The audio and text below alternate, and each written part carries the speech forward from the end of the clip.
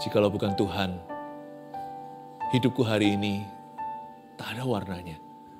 Hidup kami tak bermakna. Tuhan, terima kasih karena Engkau telah mengisi hati kami. Biarkan Kau mengisi jiwa setiap keluarga saat teduh hari ini dan Kau isi kami dengan firman-Mu yang hidup. Sampaikan sabda-Mu, bermata dua pedang itu, sembunyikan hamba-Mu di balik salib-Mu. Dalam nama Yesus. Haleluya. Amin. Kalau hari-hari ini ada di antara kita yang merasa hampa, ini kabar baiknya. Saat teduh ini akan mengisimu dengan Yesus di hati. Firman Tuhan sudah siap dengan judul mengisi kekosongan jiwa. Saya percaya ini adalah suatu rema yang diperlukan hari-hari ini di zaman akhir seperti ini. Semua orang mengejar sesuatu yang gak jelas apa. Padahal yang mereka butuhkan hanya satu, semua itu yang lainnya hanyalah tambahan saja. Kita lihat satu kitab yang ditulis oleh Raja Salomo di puncak kejayaannya ketika dia murtad dan meninggalkan jalan Tuhan. Lalu dia bertobat dan menulis kitab atau kitab pengkhotbah dan dengan semua ayat-ayat yang istimewa. Pengkhotbah pasal yang kedua ayat 17 sampai yang ke-26 dulu. Saya bacakan ya. Oleh sebab itu aku membenci hidup, kata Salomo. Karena aku menganggap menyusahkan apa yang dilakukan di bawah matahari. Sebab segala sesuatu adalah kesia-siaan dan usaha menjaring angin. Jangan lupakan Salomo dalam konteks baru saja bertobat. Untung-untung dia bisa kembali ke jalan Tuhan. Orang seperti dia banyak sudah kebawa arus. Apalagi dia ini orang kaya. Susah masuk kerajaan sorga. Lebih gampang memasukkan unta ke dalam lubang jarum. Tapi ketika Raja Salomo anak Daud ini bertobat, dia menulis kesaksian hidupnya. Memperingatkan kita supaya jangan sia-sia. Lanjutkan ayat 18. Aku membenci segala usaha yang kulakukan dengan jeripayah di bawah matahari. Sebab aku harus meninggalkannya kepada orang yang datang sesudah aku. Dan siapa yang mengetahui apakah orang itu berhikmat atau bodoh? Meskipun demikian, ia akan berkuasa atas segala usaha yang kulakukan di bawah matahari dengan jeripayah, dengan mempergunakan hikmat, ini pun sia-sia. Dengan demikian aku mulai putus asa terhadap segala usaha yang kulakukan dengan jeripayah di bawah matahari. Sebab kalau ada orang berlelah-lelah dengan hikmat, pengetahuan, dan kecakapan, maka ia harus meninggalkan bahagiannya kepada orang yang tidak berlelah-lelah untuk itu. Ini pun kesia-siaan dan kemalangan yang besar. Apakah faedahnya yang diperoleh manusia dari segala usaha yang dilakukannya? Dengan jeripayah di bawah matahari dan dari keinginan hatinya, seluruh hidupnya penuh kesedihan dan pekerjaannya penuh kesusahan hati, bahkan pada malam hari hatinya pun tidak tentram. Ini pun sia-sia. Tidak ada yang lebih baik bagi manusia daripada makan dan minum dan bersenang-senang dalam jeripayahnya. Aku menyadari bahwa ini pun dari tangan Allah. Karena siapa dapat makan dan merasakan kenikmatan di luar Dia? Karena kepada orang yang dikenannya, Ia mengaruniakan hikmat, pengetahuan, dan kesukaan. Tetapi orang berdosa ditugaskannya untuk menghimpun dan menimbun sesuatu yang kemudian harus diberikannya kepada orang yang dikenan Allah. Ini pun kesia-siaan dan usaha menjaring angin. Coba saya jelaskan dulu ya. Seperti yang saya katakan tadi, ini adalah kata-kata orang yang sudah muak dengan dunia. Bukan karena dia sudah menikmati dunia cukup banyak, karena kata cukup itu relatif. Dan kalau kita berhawa nafsu, tidak akan pernah cukup. Karena itu Alkitab memperingatkan kita, kalau kita berdosa itu, nikmatnya akan terus-menerus dan kita nggak mau putus. Tahu-tahu nanti kita sudah putus layang-layang. Karena upah dosa ialah maut. Jikalau keinginan itu dibuahi, hasilnya dosa. Tapi kalau dosa itu matang, dia membuahkan maut. Biasanya orang nggak kapok, nggak jerah, dan nggak muak sampai dia mati. Jadi ini adalah kasus khusus. Salomo bisa bertobat kembali ke jalan Tuhan. Dia berada di puncak-puncak jaya dan berada di titik-titik tinggi menggilanya dosa. Tapi dia tiba-tiba menyadari, suatu saat dia melihat semuanya itu sia-sia. Bukan dia kehilangan nafsu, tapi dia udah gak punya selera lagi. Dia rindu Tuhan yang dia tinggalkan di masa mudanya. Bahkan waktu itu mungkin dia sudah kehilangan cinta sejati. Wanita Sunem itu di Kidung Agung. Sekalipun dia punya 1000 istri, ya kan, gundik-gundiknya banyak. Wanita siapapun dia miliki. tapi hatinya terpaut kepada istri sahnya di hadapan Allah. Ketika itu segala penyesalan menyerbu dada. Makanya ini adalah kalimat-kalimat pesimisnya. Karena dia lagi nek sama hidupnya sendiri. Untung dia bisa begitu ya, bersyukur. 1 dalam 1 juta yang bisa kembali seperti ini. Karena orang ini punya segala-galanya, itu membuat lebih susah. Kita dengarkan kata-kata pesimis itu untuk mengingatkan kepada kita bahwa hidup di luar Tuhan itu tidak ada makna, tidak ada warna, tidak ada arti, dan sia-sia. Ujungnya toh kita tidak akan bisa menikmati semua. Semua yang kita alami itu hanyalah kecanduan saja. Ayat 18, saya tunjukkan beberapa ini dan memberikan perenungan-perenungan singkat untuk Anda, untuk jadi pencerahan bahwa untuk kita bisa bercermin dengan firman, apakah hidup kita ke arah sia-sia. Aku membenci segala usaha yang kulakukan dengan jeripaya di bawah matahari. Sebab aku harus meninggalkannya kepada orang yang datang sesudah aku. Betul enggak? Kita berjeripayah. Untuk apa? Saya enggak mengatakan ini supaya hati kita pesimis dan hambar lalu kita malas bekerja, tidak lagi menabung. Nanti kalau kita minta-minta salah sendiri loh ya. Tapi harus ada maksud lebih tinggi untuk kita bisa menumpuk harta duniawi. Kalau kita nggak punya tujuan ilahi di atasnya, semua itu akhirnya tidak bisa mengosong, tidak bisa mengisi kekosongan hati, malah bisa mengosongkan jiwa. Dia berkata gini, aku benci semua yang kulakukan ini, sebab aku harus meninggalkannya kepada orang yang datang sesudah aku. Setahu saya pernah baca beberapa majalah, beberapa konglomerat kelas dunia, mereka sudah menulis surat wasiat. Kalau mereka mati atau meninggal dunia, mereka tidak akan tinggalkan atau berikan hartanya kepada anak-anaknya. Luar biasa enggak? Mereka biasanya punya fondasi atau yayasan. Mereka punya satu tujuan-tujuan manusiawi biasanya dikasih ke itu. Tapi ayat 19, Salomo mengatakan begini. Nah, kalau saya harus meninggalkan kepada orang yang datang sesudah aku, dan siapakah yang mengetahui? Who knows ya kan? Who knows? Siapa yang tahu? Apakah orang yang nanti menerima benefit atau keuntungan dari saya itu, dia berhikmat atau bodoh? Ini bukan bicara tentang penerusnya. Ini bicara orang-orang yang menerima dananya.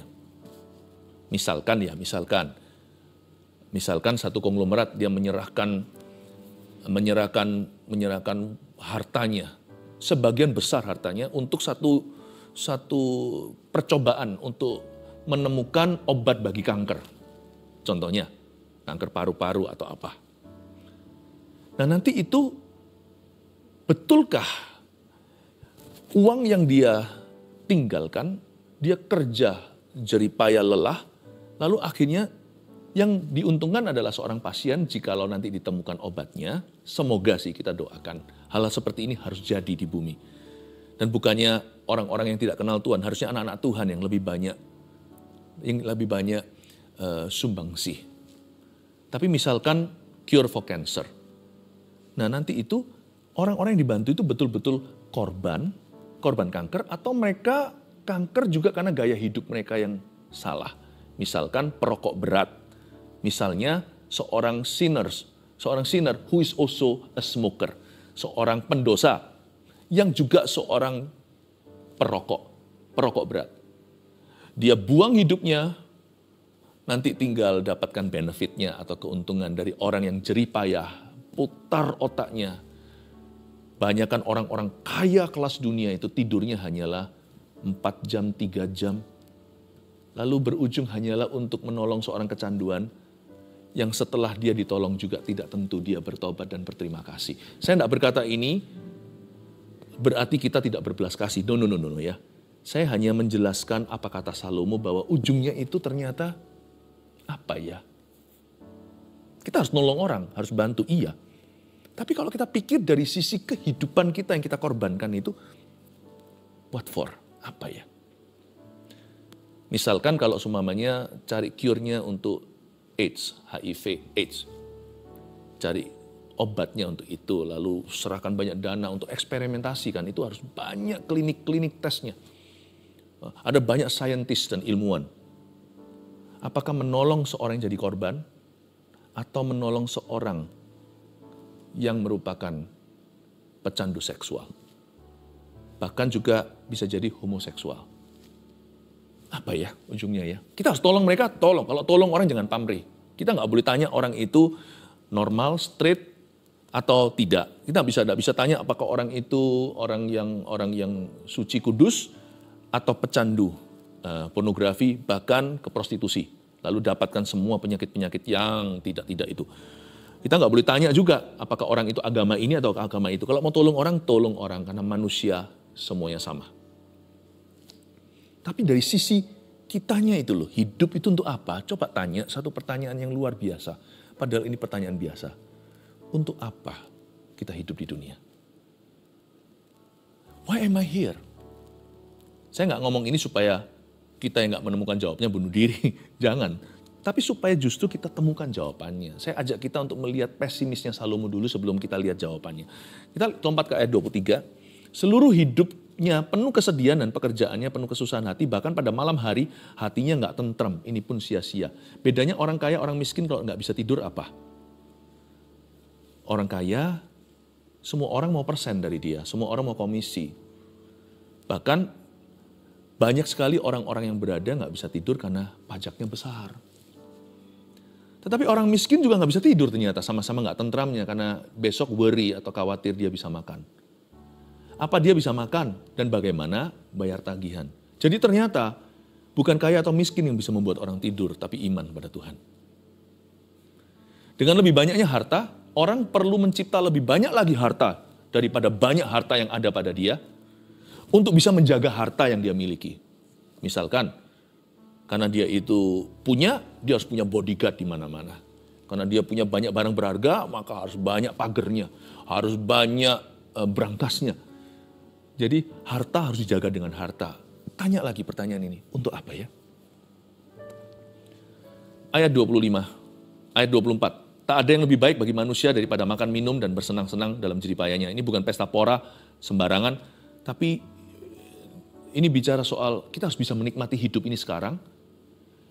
Padahal orang-orang kudus di perjanjian lama tidak punya konsep tentang hidup kekal. Mereka nggak tahu. Itu konsep baru ada setelah perjanjian baru waktu Yesus bangkit. Dalam pelayanan Tuhan, Tuhan Yesus mengajarkan banyak tentang kekekalan. Karena itu di sini dia berkata, ya sudahlah kita makan minum aja. Ini bukan bicara tentang pesta dosa, pesta narkoba, pesta sabu-sabu. Bukan yang seperti itu. Ayat 25, karena siapa dapat makan dan merasakan kenikmatan di luar dia. Maksudnya kita boleh makan minum, tapi itu hanya nikmat kalau kita berada di dalam dia. In Christ. Luar biasa, padahal zaman itu belum mengerti kehidupan kekal. Dia sudah tahu bahwa di luar Kristus tidak ada kenikmatan yang kekal. Atau permanen. Kekal itu sampai sorga, permanen itu sampai akhir hayat. Nggak ada. Nggak ada yang namanya kenikmatan yang lama itu, misalkan kita punya benda atau barang baru, mobil baru, kita senang itu pol-polan maksimal 3 minggu, setelah itu jadi biasa duduk di dalamnya, udah nggak diperhatikan lagi, dirawat sih, tapi sudah nggak ada adrenalinnya. Apa ya? Apa ya tujuan hidup ini kalau begitu? Beli? Orang beli nggak puas. Tapi anehnya, nanti setelah kita orang yang nggak punya juga hatinya nggak puas karena nggak bisa beli sesuatu. Tapi orang yang beli nggak masalah. Uangnya tidak ada seri. Juga nggak pernah merasa puas dengan itu. Tidur masih mikirkan beli. Orang miskin mikir juga beli. Nggak bisa tapi. Ternyata sama ya manusia, debu dan tanah. Lalu apa tujuan hidup kita? Makanya kosong jiwa kita. Karena kita nggak nemukan jawaban. Who am I? Aku siapa? Why am I here? Kenapa aku di sini? Atau bahkan beberapa orang, where am I? Aku di mana dalam hidup ini?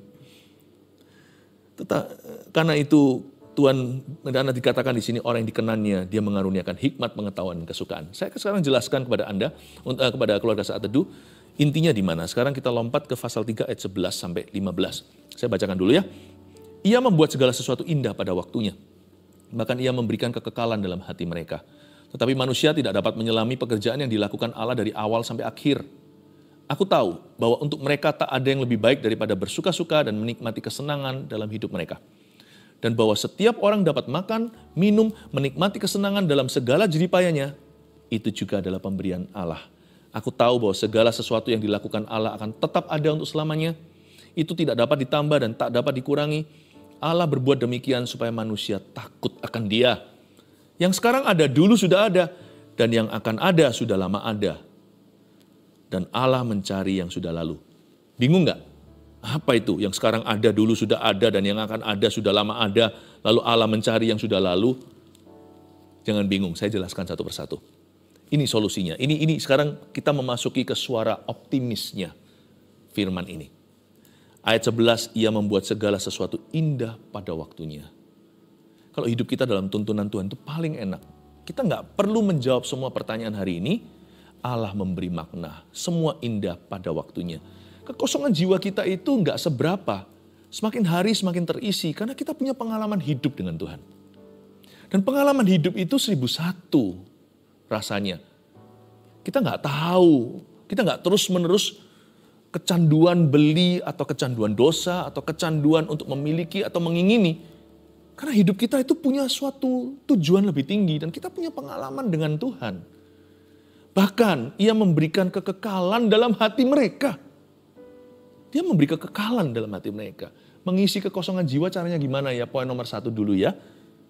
Kalau kita mau jiwa kita terisi, maka kita harus menjalin hubungan yang kekal dengan Tuhan. Dan mencari dahulu kerajaan sorga. Karena Tuhan dikatakan di ayat 11, ia memberikan kekekalan dalam hati mereka. Bayangkan loh, ini ayat dahsyat. Karena zaman perjanjian lama, seperti saya katakan tadi, tidak punya konsep. Belum ada doktrin hidup yang kekal. Mereka nggak tahu bahwa sorga itu ada, neraka itu ada. Mereka kira kalau mati ya sudah, dikembalikan ke nenek moyang atau pokoknya ke dalam dunia orang mati. Bahkan Salomo bisa berkata, ia memberikan kekekalan dalam hati mereka. Dia mengakui bahwa hati kita itu baru rasa tenang dan kekal kalau kita menjalin hubungan dengan Tuhan. Karena dialah sang kekal. Oh, dan jangan berhenti di situ. Harus ada follow up-nya. Follow up daripada menjalin hubungan dengan Tuhan adalah kita akan mengadopsi visinya Tuhan. Kita tidak akan hidup bagi diri kita sendiri. Hidupku bukannya aku lagi, tapi Yesus dalamku. Seperti lagu sekolah minggu. Hidupku bukannya aku lagi, tapi Yesus dalamku. Yesus hidup dalamku. Hidupku bukannya aku lagi, tapi Yesus dalamku. Makanya di ayat 11b dikatakan, tapi manusia tidak dapat menyelami pekerjaan yang dilakukan Allah dari awal sampai akhir. Tidak dapat menyelami sekaligus maksudnya, berarti kita bisa menyelami pelan-pelan. Memang kita tidak bisa tahu masa depan supaya kita takut akan Tuhan. Tapi ayat 11b juga menjelaskan pada kita bahwa life itu, hidup itu perjalanan dan petualangan dengan Tuhan. Kalau kita menjalin hubungan yang kekal dengan Tuhan, kita pun ingin mencari dahulu kerajaan sorga dan kebenarannya. Sehingga segala sesuatu itu hanyalah tambahan. Jangan taruh kenikmatanmu tertinggi pada tambah-tambahannya. Tapi letakkanlah kenikmatan jiwamu pada hal-hal yang bukan Tuhan tambahkan, tapi hal-hal yang utama, yaitu kerajaan Allah. Saya punya satu makna di hidup saya, yaitu mendirikan 1000 gereja lokal yang kuat dan dengan 1 juta murid Kristus. Saya hidup untuk itu, saya mati nanti dengan itu. Semoga lebih lekas selesai. Bagi saya, bukan hanya menjalin hubungan dengan Tuhan, tapi saya mengadopsi visi sorgawi. Saya mencari dahulu kerajaan sorga. Apapun yang saya lakukan lainnya, tentunya nggak setiap hari saya merintis gereja, menanam gereja atau memberitakan Injil. Saya juga lakukan hal-hal lain seperti olahraga, seperti rekreasi dengan keluarga. Tapi semua itu berada dalam koridor kerajaannya. Semua itu menjadi jauh lebih berarti karena saya punya satu alamat untuk kembali dan mengerjakan visi. Dan itu menceritakan ke hati saya tiap hari bahwa hidup ini sementara, saya harus bergegas, tidak boleh buang-buang sia-sia. Kalau Anda belum punya visi apa-apa, you're always welcome to join our vision. Saya welcome Anda untuk join visinya Gereja Mawar Sharon, yaitu mendirikan 1000 gereja lokal yang kuat dengan 1 juta murid Kristus. Yang kedua, tulis dulu ya. Mengisi kekosongan jiwa dengan cara gimana? 2, menikmati keluarga. Oh, itu penting sekali. Menikmati keluarga dan mengusahakan keselamatan mereka. Kita lihat ayat yang ke-12. Aku tahu bahwa untuk mereka tak ada yang lebih baik, nggak ada yang lebih better dari ini daripada bersuka-suka dan menikmati kesenangan dalam hidup mereka. Ini bukan pesta dosa. Bersuka-suka dan menikmati kesenangan dalam hidup mereka. Ingat ayat 25 di pasal 2 tadi, bahwa siapa bisa makan dan minum serta merasakan kenikmatan di luar dia. Ini bicara soal keluarga. Aku tahu bahwa untuk mereka tak ada yang lebih baik daripada bersuka-suka dan menikmati kesenangan dalam hidup mereka. Dan bahwa setiap orang dapat makan, minum, menikmati kesenangan dalam segala jeripayanya. Ini berarti responsible fun. Ini berarti responsible pleasure atau kenikmatan yang sah. Itu juga adalah pemberian Allah. Apa yang Allah berikan gak mungkin dosa. Makanya poin nomor 2. Salah satu hal yang mengisi kekosongan kita adalah menikmati keluarga kita. Makanya seorang pria jangan sibuk hanya cari uang. Anda harus jadi family man. Seorang wanita juga sama hari-hari ini. Menikmati keluarga kita. Janganlah kita menggila melakukan sesuatu, entah mengejar apa, tetapi keluarga berantakan atau dibengkelaikan. Harus seimbang. Ingat ya, enjoyment-nya itu di family sih. Bukan di dunia kerja. Kita harus menikmati, maksudnya kita harus mencintai pekerjaan kita. Mencintai iya, love your work. Love what you do. Cintai pekerjaanmu. Jangan ngomel melulu, jangan mengeluh. Mencintai ya. Tapi menikmati itu dalam keluarga. Dan tentunya dengan teman-teman. Buat apa saya bisa beli semua makanan kalau saya makan sendirian? Makan itu jadi lebih nikmat kalau kita tuh rebutan, ya kan? Apalagi kalau kita saling melayani. Wah, luar biasa. Menikmati keluarga. Manis lebih manis, asin lebih asin. Tapi kalau makan sendiri hambar rasanya. Menikmati keluarga. Kita nggak berhenti di menikmati keluarga. Karena ada kata, siapa dapat makan dan merasakan kenikmatan di luar dia? Adakah keluarga Anda masih di luar Kristus? Kalau ada berarti Anda punya satu misi. Anda punya satu misi yang mungkin untuk bisa menyelesaikan perlu seumur hidup loh. Jangan cepat mati. Apalagi bunuh diri. No. Itu bungee jumping, lompat bebas ke api. Kita perlu umur panjang, kita harus sehat karena keluarga kita membutuhkan kita. Apalagi kalau kita satu-satunya anak Tuhan. Atau kalau kita sudah satu keluarga kenal Tuhan, keluarga extension kita, keluarga lanjutannya misalnya paman, misalnya ponakan, mereka semua mungkin belum semua dalam Tuhan. Kita itu ditaruh di bumi di dunia ini demi keluarga kita, sadari nggak? Memang betul kita punya visi yang lebih tinggi, seperti tadi saya ceritakan 1000 gereja bagi saya, bagi kami. Tetapi saya juga seorang mantova. Bahkan mungkin saya dengan tante saya yang bukan mantova, yang dari sisi ibu, belum semua misalnya dalam Tuhan, itu tugas dan tanggung jawab kami, ya kan? Menikmati keluarga itu penting, tapi bagaimana bisa menikmati sesungguhnya? Gimana kita bisa sungguhan menikmatinya? Kalau kita tahu salah satu di antara kami masih akan masuk ke dalam api. Kalau saya sadari salah satu dari kita masih akan berakhir di neraka. Gak bisa saya makan dan merasakan kenikmatan sementara seseorang di antara kami masih berada di luar dia. Menikmati keluarga dan mengusahakan keselamatan mereka, sekali kita pejamkan mata, berkedip sekali, 20 tahun lewat.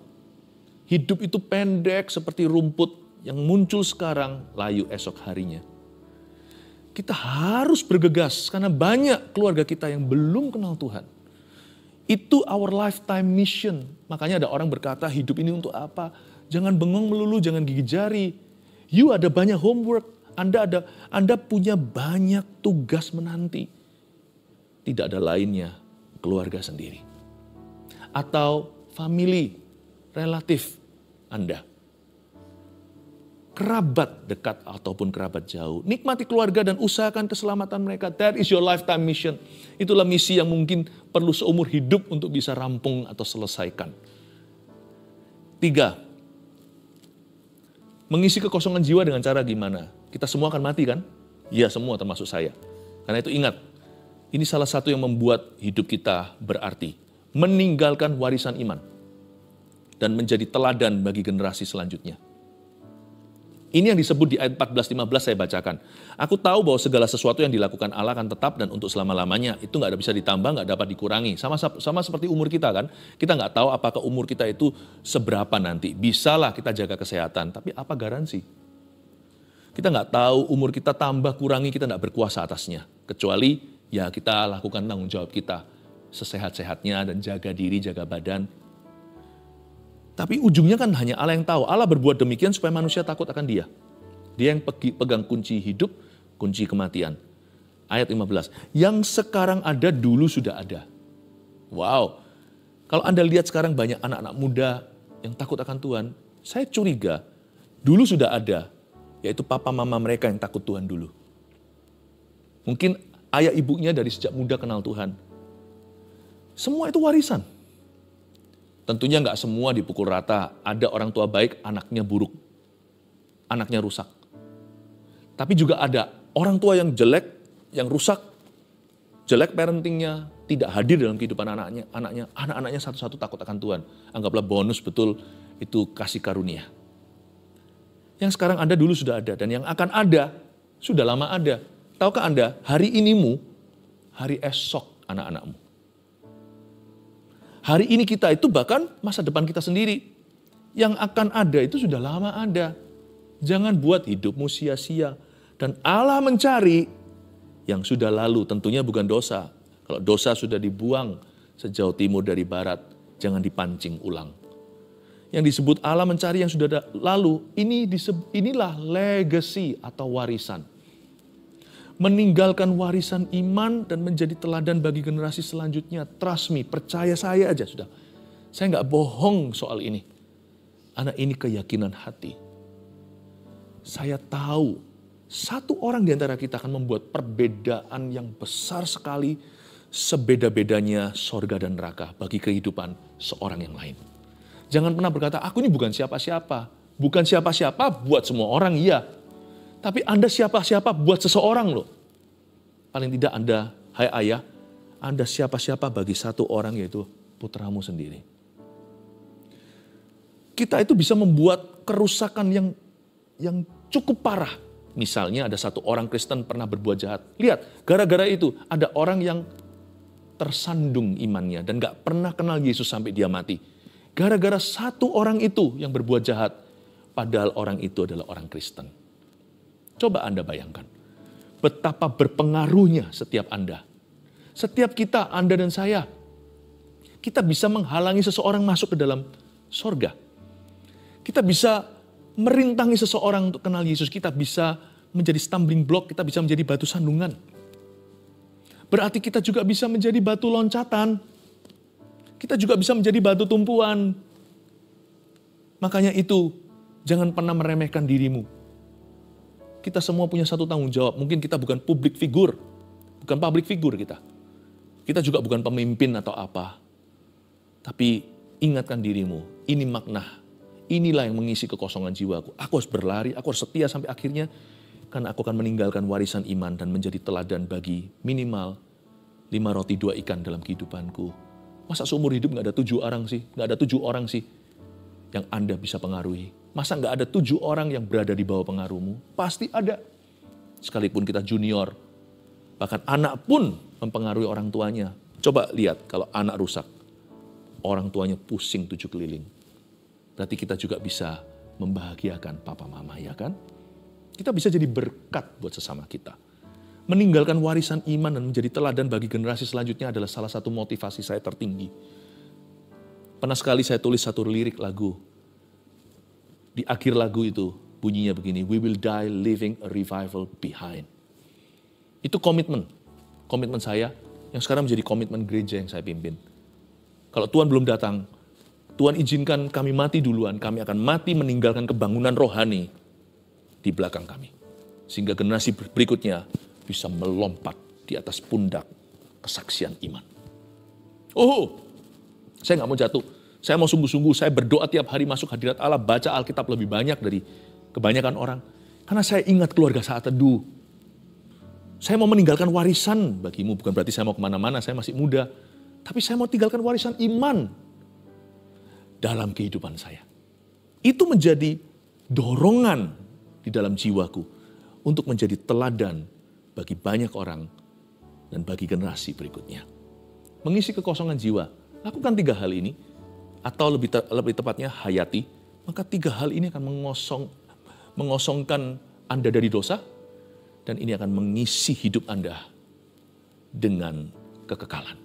Nomor 1, menjalin hubungan yang kekal dengan Tuhan dan mencari dahulu kerajaan sorga. Nomor 2, menikmati keluarga. Oh, enjoy mereka. Anak masih kecil, gak selamanya mereka usia segitu. Tangisan mereka pun biarkan terdengar seperti lagu. Dan usahakan keselamatan mereka. Amin. 3, meninggalkan warisan iman dan menjadi teladan bagi generasi selanjutnya. Mungkin kita gak akan berakhir dalam sebuah biografi buku atau difilmkan. Gak apa-apa. Tapi pasti ada 5 roti, 2 ikan. Mungkin saya bukanlah tipe orang yang mempengaruhi 5.000 orang. Tapi pasti ada 5 roti, 2 ikan, 5 tambah 2, 7 orang. Masa seumur hidupku, kalau aku panjang umur sampai umur 80, tidak ada 7 orang yang kena pengaruhku. 7 orang masuk surga gara-gara kita. Atau tidak meninggalkan Tuhan gara-gara dirimu. Hidupmu layak diberikan tepuk tangan seluruh malaikat. Karena 1 orang itu berharga di dalam nilai kekekalan. Oh, Tuhan mengasihimu, isi kekosongan jiwamu dengan Tuhan Yesus. Serena, Serena, Serena, namamu. Saya ngomong apa adanya aja ya, gak permalukan siapa-siapa, tapi saya kalau gak ucapkan nanti kalau ada apa-apa, Anda sudah menjadi seorang lesbian. Anda jauh dari Tuhan, Anda anak Tuhan sebenarnya. Dan berkali-kali Anda punya suicidal thoughts, pikiran-pikiran untuk mengakhiri hidup. Untuk bunuh diri. Kembali, please, kembali pada Tuhan. Aku dengar namamu dipanggil barusan. Kembali kepada Tuhan Yesus, please. Ujungmu itu maut. Datang ke sini. Ujungnya hidup. Come to the Lord. Aku berdoa untuk Serena di dalam nama Yesus. Supaya dia kembali ke jalan yang benar. Tuntun dia Tuhan ke jalan-Mu. Dalam nama Yesus. Haleluya. Saya melihat Elia keluar dari goa. Ilustrasi aja tadi saya melihatnya sekelibat. Saya minta setiap orang yang ingin bunuh diri untuk keluar dari goanya ya. Tunjukkan dirimu, beritahu kepada kami. Ngomong begini, I need help. Aku butuh bantuan, saya perlu bantuan. Bantu saya, please bantu saya. Tuliskan itu, bantu saya. Keluar dari guamu. Jangan dalam gelap itu tidak ada orang tahu. Nanti kalau ada apa-apa direnggut nyawamu. Roh maut itu nyata loh. Itu ada. Jangan main-main dengan api. Saya lihat Elia keluar dari goa. Dari depresinya. Keluar dari situ. Nyatakan identitasmu, beritahu ini aku. Tulis saja. Tulis yang ada di live chat, di komentar. Tulis seperti itu. Bantu saya. Saya mau bunuh diri. Atau saya ada keinginan untuk bunuh diri. Tuliskan di sana, mari kita berdoa. Saya merasakan ada satu spirit yang berat sekali. Saya susah untuk menjelaskan. Saya minta keluarga saat teduh syafaat ya. Kita pasti dapat giliran semuanya untuk dijamah Tuhan. Tapi kali ini ayo kita utamakan saudara-saudara kita ini yang dalam bahaya. Bahaya kekal malahan. Mari kita berdoa, ulurkan tangan ke depan. Kita berdoa untuk semua kebutuhan khususnya mereka-mereka yang bergumul dengan depresi dan suicide. Dan suicidal thoughts dan pikiran-pikiran untuk membunuh dirinya. Dalam nama Yesus aku patahkan, aku usir roh maut, kau pergi. In Jesus name. Jangan renggut satupun yang di bawah radius saat teduh ini. Di dalam nama Yesus aku berdoa untuk keluarga saat teduh, untuk jiwa baru siapa yang mengikuti ini dalam nama Yesus Tuhan. Aku berdoa kau jamah saat ini Tuhan Yesus, keluar dari gua. Elia keluar dari gua. Elia keluar dari gua. Tuhan menjamahmu. Tuhan menyembuhkanmu dari pikiran bunuh diri. Tuhan memberimu kelepasan saat ini. Dan semua kebutuhan yang lain Tuhan Yesus sama berdoa. Tuhan tilik umatmu di dalam nama Yesus Kristus. Anda bisa letakkan tangan. Saya juga merasakan ada satu orang yang terlilit seperti ususnya itu ada masalah. Sakitnya itu sampai sakit sekali. Kadang-kadang sampai berguling-guling di lantai. Apakah itu bagian badan mana? Tapi saya cuma merasa ada sesuatu di dalam ususnya yang problema. Saya berdoa dalam nama Yesus, Tuhan sembuhkan engkau. Dalam nama Yesus Kristus. Terima kasih Tuhan, terpujilah nama-Mu. Aku berkata dengan iman, ginjal orang itu yang turun fungsinya, kreatinnya bermasalah dalam nama Yesus. Aku minta Engkau angkat ya Tuhan Yesus pada fungsi normalnya. Kembali dalam nama Yesus, kasih ginjal yang baru. In Jesus name, dalam nama Yesus. Terima kasih Tuhan, Kau sembuhkan umat-Mu secara emosi. Kau sembuhkan mereka secara jasmani. Semua yang sakit, terimalah kesembuhan dari Tuhan. Demi nama Yesus Kristus. Haleluya. Amin. Menerima damai. Yes, damai dari Allah Bapa. Kasih karunia dari Yesus mengisi kekosongan jiwa. Urapan dari Roh Kudus mengisi seluruh tubuhmu dengan pengurapan baru. Pergilah membawa berkat.